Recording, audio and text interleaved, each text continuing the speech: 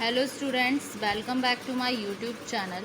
आज के वीडियो में हम entrepreneurship and small business management जो कि आपका सब्जेक्ट है बीबीए 5th सेमेस्टर का, उसमें डिस्कस करेंगे थियरीज ऑफ एंटरप्रेन्योरशिप के बारे में। ठीक है, प्रीवियस वाले वीडियोस में हम डिस्कस कर चुके हैं एंटरप्रेन्योर क्या होता है, उसका रोल क्या होता है, उसके क्या क्या ट्रेड्स होते हैं। आज के वीडियोस में हम डिस्कस करेंगे थ्योरीज ऑफ एंटरप्रेन्योरशिप। ठीक है, तो जानते हैं थ्योरी क्या होती है। थ्योरी एक वेल सब्सटेंशिएटेड एक्सप्लेनेशन होती है जो एक्वायर्ड होती है थ्रू द साइंटिफिक मेथड और रिपीटेडली टेस्टेड होती है और कंफर्म्ड होती है थ्रू ऑब्जर्वेशन से और एक्सपेरिमेंटेशन से। ठीक है, तो an entrepreneur puts together a business and accepts the associated risk to make a profit.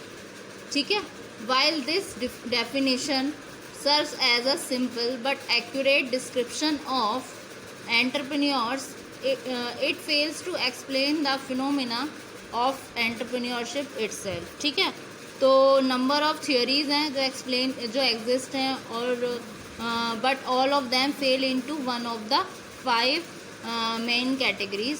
वो सारी फॉल आती हैं इसमें कैटेगरीज में। ठीक है, तो एंटरप्रेन्योरशिप क्या होता है, जैसे कि हमें पता है एंटरप्रेन्योरशिप को डिफाइन किया जा सकता है। ये एक्ट है being an entrepreneur, that is an entrepreneur is one. Entrepreneur कौन होता है? वो होता है जो अंडरटेक्स इनोवेशन करता है, फाइनेंस करता है, बिजनेस एक्टिविटीज़ करता है in an effort to transfer innovations into economic goods और services is known as entrepreneurship. ठीक है, तो थियोरीज ऑफ एंटरप्रेन्योरशिप में ये थियोरी हैं इसकी, मैंने डायग्राम में आपको बनाई हुई है 5 थियोरी। तो वन बाई वन डिस्कस करते हैं। सबसे पहले हम आते हैं इकोनॉमिक थियोरी पे। ठीक है, इकोनॉमिक थियोरी क्या कहती है? इकोनॉमिक थियोरी और इकोनॉमिक ग्रोथ जो होती है वो टेक्स प्लेस लेती है जब इकोनॉमिक कंडीशंस फेवरेबल होती हैं इन मैनर में। इकोनॉमिक इंसेंटिव्स क्या होते हैं? वो मेन मोटिवेटर्स होते हैं हमारे एंटरप्रेन्योर के लिए।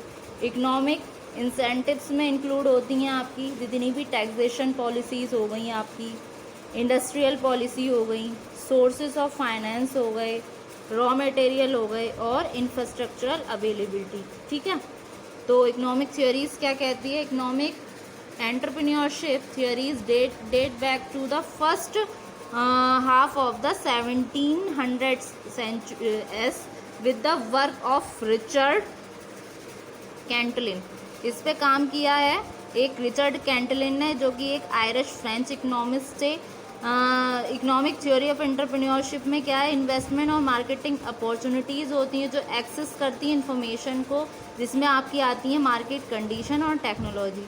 एंटरप्रेन्योरशिप को वो देखते हैं रिचर्ड कैंटलिन, आयरिश फ्रेंच इकोनॉमिक जो हैं वो बोलते हैं कि एंटरप्रेन्योर्स क्या है? एक एजेंट हैं।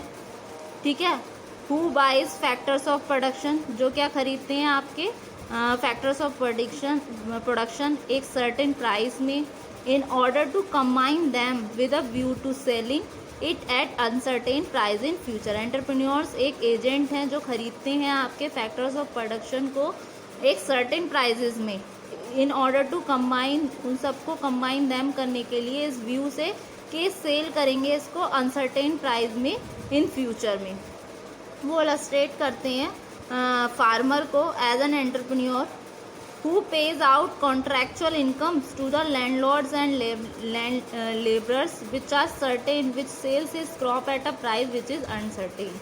ठीक है, तो एंटरप्रेन्योर क्या होता है? आपका एक रिस्क टेकर होता है। ये इलस्ट्रेट करते हैं फार्मर को, ये एंटरप्रेन्योर बोलते हैं, जो प्ले करता है कॉन्ट्रैक्चुअल इनकम में। देखते हैं ना, जब फार्मर अपना पूरी पूंजी लगाता है अपनी फसल में, जब उसकी क्रॉप बन के तैयार हो जाती है तो उस कंडीशन में जब उसके एस्टिमेटेड प्राइस आते हैं जिसका उसने सोचा हुआ होता है, तब वो जाके अपनी फसल को बेचता है। तो ये क्या हुआ? ये इसको रिलेट करते हैं एंटरप्रेन्योरशिप से। तो जो क्लासिकल और न्यू क्लासिकल और जो ऑस्ट्रेलियन मार्केट प्रोसेस है स्कूल ऑफ थॉट्स की, वो सारी पोज करती हैं explanation for entrepreneurship that focus for the most part on economic conditions and opportunities they create. देखिए, जो कोई भी जब कोई थ्योरी आती है तो उसके कुछ कुछ ड्रॉबैक भी होते हैं, कुछ उसके क्रिटिकल इवैल्यूएशन भी होते हैं। तो इकोनॉमिक थ्योरीज़ का भी इवैल्यूएशन था, क्रिटिसिज्म था। इकोनॉमिक थ्योरीज होती है एंटरप्रेन्योर्स की, वो टेंड टू रिसीव करती थी आपकी सिग्निफिकेंट क्रिटिसिज्म, क्योंकि for failing to recognise the dynamic open nature of market system. ठीक है, तो the unique nature of entrepreneur activity downplaying the diverse contexts in विच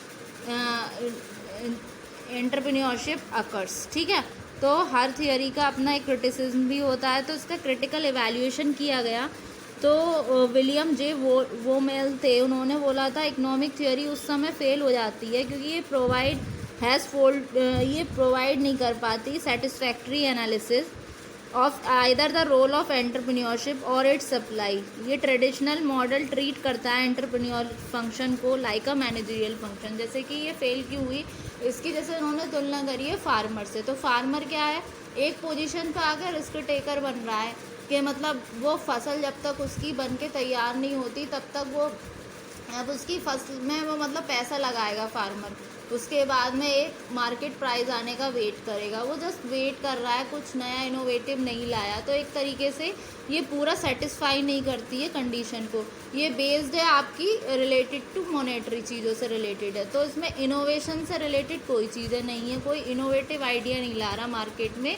इस वजह से ये थ्योरी कहीं ना कहीं फेल हो जाती है रिकॉग्नाइज करने में जो एंटरप्रेन्योर की एक्चुअल में जो ट्रेट होती हैं उनको। ठीक है, तो ये आ गई आपकी इकोनॉमिक थ्योरी ऑफ एंटरप्रेन्योरशिप। ठीक है, अब दूसरी थ्योरी आती है आपकी, जो दूसरी थ्योरी है वो है, हमने पहले इकोनॉमिक पढ़ी, फिर उसके बाद में हम पढ़ेंगे साइकोलॉजिक, देन हम डिस्कस करेंगे रिसोर्स बेस्ड थ्योरी का। अभी आपने ये पढ़ी इकोनॉमिक, तो उसके बाद ये आपको ज़्यादा अच्छे से समझ आएगी। साइकोलॉजिकल थ्योरी जो होती है एंटरप्रेन्योरशिप जो है बूट्स होती है जब सोसाइटी के पास सफिशिएंट सप्लाई होती है ऑफ इंडिविजुअल के नेसेसरी साइकोलॉजिकल कैरेक्टरिस्टिक्स का, जिसमें आपकी होती हैं नीड फॉर अचीवमेंट आ गई, एक विजन फोरसाइटनेस आ गई, एबिलिटी आ गई टू फेस कंपटीशन। तो psychological theory of entrepreneurship focus on the individual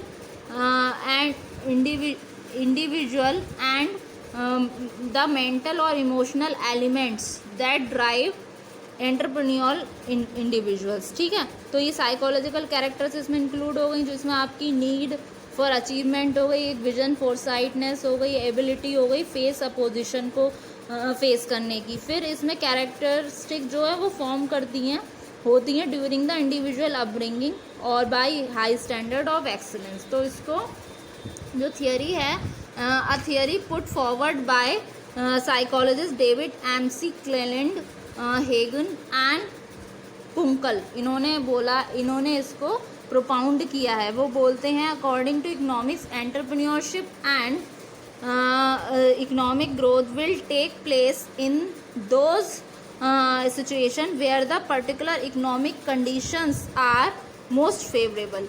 ये बोलते हैं कि साइकोलॉजिकल थियोरी उस समय ग्रोथ करेंगी, उस समय विल टेक प्लेस लेंगी जब जो इकोनॉमिक कंडीशंस हैं वो मोस्ट फेवरेबल इन मैनर में होंगी। तो economic incentives are the main drive for the entrepreneur activities. तो ये बोलते हैं कि जो आपका इकोनॉमिक थियोरीज आ रही है, जो इकोनॉमिक थियोरीज रिलेटेड टू पैसे, इसे मतलब इकोनॉमिक जो इन्फ्लुएंस डालता है, इकोनॉमिक एक्टिविटीज़ होती हैं, इकोनॉमिक कंडीशंस होती हैं, वो ग्रेट इंसेंटिव्स होती हैं रिगार्डिंग किसी भी एंटरप्रेन्योर के लिए। तो वो एक बहुत ही फेवरेबल कंडीशंस पैदा करती हैं जिसके थ्रू पे उसका एक साइकोलॉजिकल इम्पैक्ट पड़ता है, एक मेंटल को सपोर्ट मिलता है, उसके मेंटल और इमोशनल एलिमेंट्स ड्राइव करते हैं उसको एंटरप्रेन्योर इंडिविजुअल्स को। ठीक है, तो साइकोलॉजिकल थियरी बेस्ड होती है आपकी दो फैक्टर्स पे फोकस करती है, एक तो इंडिविजुअल के मेंटल पे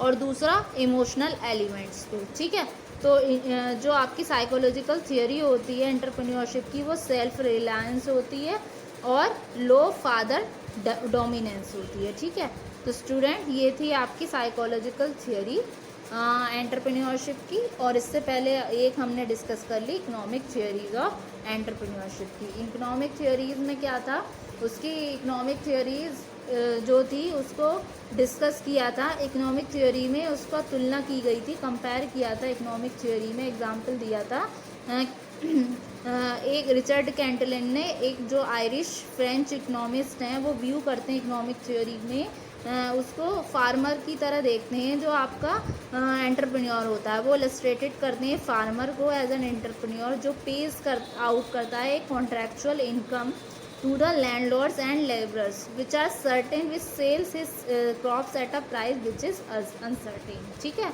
तो एंटरप्रेन्योर इन्होंने रिस्क टेकर बोला है, और जो आपका फार्मर था उसको इससे कंपैरिजन किया, उसको उसके जैसा बताया है। ठीक है, इसमें आपकी कंडीशंस इकोनॉमिक इंसेंटिव्स इंक्लूड होते थे इकोनॉमिक थियोरी में, जिसमें आपकी टैक्सेशन पॉलिसीज हो गई, इंडस्ट्रियल पॉलिसीज हो गई, sources of finance and raw material हो गई, इंफ्रास्ट्रक्चरल अवेलेबिलिटी हो गई। ठीक है, और आपकी इन्वेस्टमेंट और मार्केटिंग अपॉर्चुनिटी हो गई, जो एक्सेस टू इन्फॉर्मेशन होती है जिसमें आपकी मार्केट कंडीशंस का ध्यान रखा जा रहा था, इधर टेक्नोलॉजिकल फैक्टर्स का ध्यान रखा जा रहा था। ऑन द अदर हैंड जो आपकी साइकोलॉजिकल थियोरी है वो किस पे मेन फोकस करती है, वो एंटरप्रेन्योरशिप की इंडिविजुअल के मेंटल और इमोशनल एलिमेंट्स को फोकस करती है, जो ड्राइव करती है एंटरप्रेन्योरियल इंडिविजुअल्स को। और इसको प्रोपाउंडेड किया था, फॉरवर्ड किया था आपके डेविड एमसी क्लेलैंड और हेगन ने, और उसको किया था आपका जो फर्स्ट वाली थियोरी थी इकोनॉमिक थियोरी, इसको प्रोपाउंड किया था आपका रिचर्ड कैंटलन ने। तो होप सो स्टूडेंट आपको आज वाले लेक्चर में ये दोनों थियोरी एक्सप्लेन हो गई होंगी। बाकी की जो थियोरीज हैं उनको मैं आपको नेक्स्ट वाले वीडियोज़ में डिस्कस करूँगी। तो होप सो स्टूडेंट आपको आज का लेक्चर मेरा पसंद आया। Thank you very much. अब बाकी की हम थियोरीज को डिस्कस करेंगे अपने नेक्स्ट वीडियो में। आज के वीडियो में हम 2 थियोरी डिस्कस कर चुके हैं। Thank you very much.